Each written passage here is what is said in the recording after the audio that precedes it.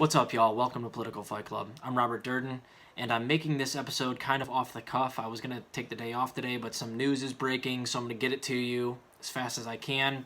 There has been a suicide bombing in Kabul, and between 10 and 12 U.S. military members have been killed, along with Afghan civilians.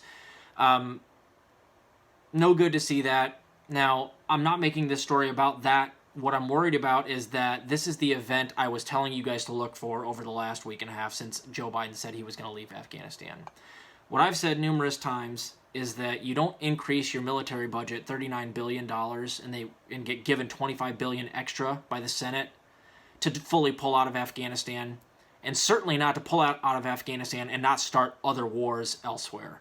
So what I told you guys to look for is they're going to try to manufacture consent in the American populace to stay in Afghanistan. Now, I told you I didn't know what this was going to be. I don't know if this is a false flag. I don't know anything like that. I'm not speculating, but what I worry is what they're going to do is they're going to shine the world's biggest spotlight on this suicide bombing and act like this is a good reason to go back into Afghanistan. So what they will likely do here is what they tried to do with the pull out of Kabul with those images of the people falling from planes. They'll try to get the most shocking images that they can of this suicide bombing, plaster it all over mainstream media in the United States in order to sway popular opinion that we need to stay there. And it didn't stick with the last event, which is the last time I reported on this, but that's why I said look for them to do something bigger in the future or to point the world's biggest spotlight and cameras at the next big thing that happens, because there's no way they're leaving Afghanistan. If anything, they're privatizing it, but I didn't even buy that Biden was actually going to pull publicly funded troops out of Afghanistan. And this might be that event. So I don't know how bad this was. I've seen a couple of pictures, and methinks it's going to be plastered all over CNN, MSNBC, at Fox. All the mainstream media outlets are going to run with this because they're all pro-imperialism. And again, like I said, this is just out of the manufacturing consent playbook. I could predict this a week ago. Why? Because they do it all the time. You know, there's a reason that when I say, oh, all those people falling from the Twin Towers face down to their death, and all those images of the planes hitting the Twin Towers, it evokes in your brain right now exactly what images I'm talking about. You know exactly what videos I'm talking about. Now, those were horrible events, but they ran those over and over and over again because when you do that, it creates flashbulb memories in your psyche. So propagandists will use these types of images that happen to work very well to manufacture consent for wars. They did this with Afghanistan, even though the vast majority of the hijackers, I think 15 out of 19 hijackers, were Saudi Arabian. But yet we invaded Afghanistan for 9/11. But they need to create a narrative and they need to get the populace behind it, otherwise there'd be enormous blowback for invading countries that we shouldn't be invading. So what they do is they go and they try to collect these pictures, these videos, and they just sling mud against a wall until one of them sticks, and then they play it over and over and over again. How about when Trump bombed Syria because of the gas attacks in Douma? The last embrace picture of those two children holding each other that were apparently dead from a gas attack from Assad. You know what I'm talking about because they ran with that image like crazy. And we now know, by the way, that they actually placed those children in that position for maximum propagandic effect. They know exactly the game they're playing right here. And they just want one of these things to land with the United States public, and they'll just run with it over and over and over again. Now, this same phenomenon also happens to spur activism, but they're weaponizing it against us. And here's the evidence. You guys remember the Black Lives Matter protest last summer? Most of that was sparked because we all had to watch that horrible 8-minute plus video of Derek Chauvin murdering George Floyd.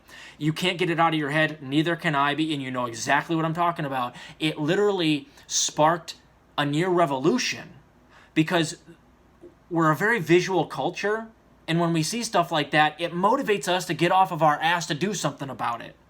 So when they when they use these images, they're weaponizing an empathy in our brains that says we don't like human suffering. And then what they do is they use that impulse to manufacture consent for staying in a country which, if we're staying there, causes infinitely more human suffering than the actual event that they're shining the light on. But they don't tell you about that second part. They just want you to see those images and go, I don't like this. This is disgusting. This makes me sick to my stomach to see these images. And then when they spoon feed you bullshit about how we need to stay in Afghanistan to stop things like this from happening, like all the mainstream media outlets do, we fall for it. And I told you this was going to happen. So take it for what it is. 10 to 12 service members are dead. I'm not poo-pooing their loss. I feel for their families. But this is not a reason to stay in Afghanistan. 241,000 minimum people, according to the Cost of War Project, died as a direct result of the Afghan war. So that does not include infections, loss of homes due to infrastructure loss and dying because of the elements. It doesn't involve anything other than direct deaths due to the war itself. 241,000, that's 250,000. 10 people died today. So let's keep things in perspective and not allow consent to be manufactured to stay there. Now, last point I'm going to make. This is exactly that head fake I told these fucking yuckos like Sam Cedar, and I know he's a fucking hack and he's bought and sold, or paid for. But like Kalinsky, who has been an absolute fucking self-proclaimed Biden bro over the last 10 days, hook, line, and sinker on board for what Biden's actually doing right now. You're too smart to not expect this and to give credit to Biden that early, you fucking numbskull. And you want to know how I knew that Biden was going to yo-yo the troops? Because I've been watching Kyle Kalinske for the last 7 years, and he's the one that pointed out to me along the years where all of the presidents yo-yo the troops, and then they manufacture consent to stay there.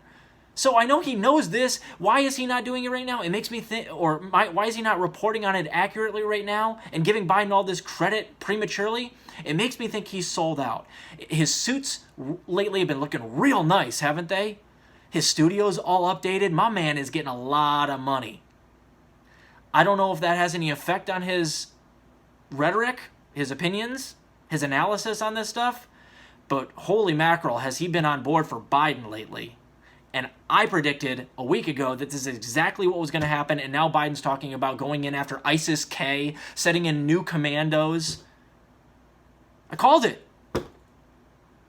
It's not hard to see coming. So, shame on you, Kyle Kalinske.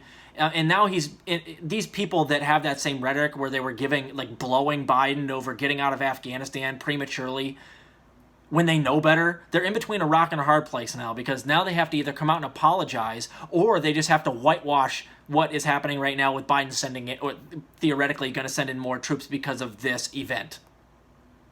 If he sends more people in, they're just either going to have to ignore it or go, uh-oh, yep, yikes, I was wrong.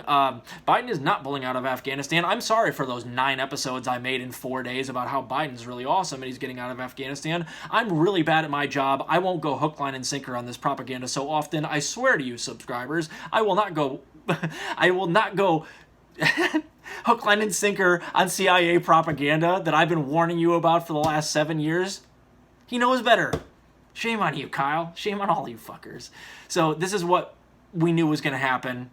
I warned you guys. Let's not allow it to manufacture consent to stay in a war that's already caused minimum 250,000 deaths. As far as deaths go, this is a drop in the bucket.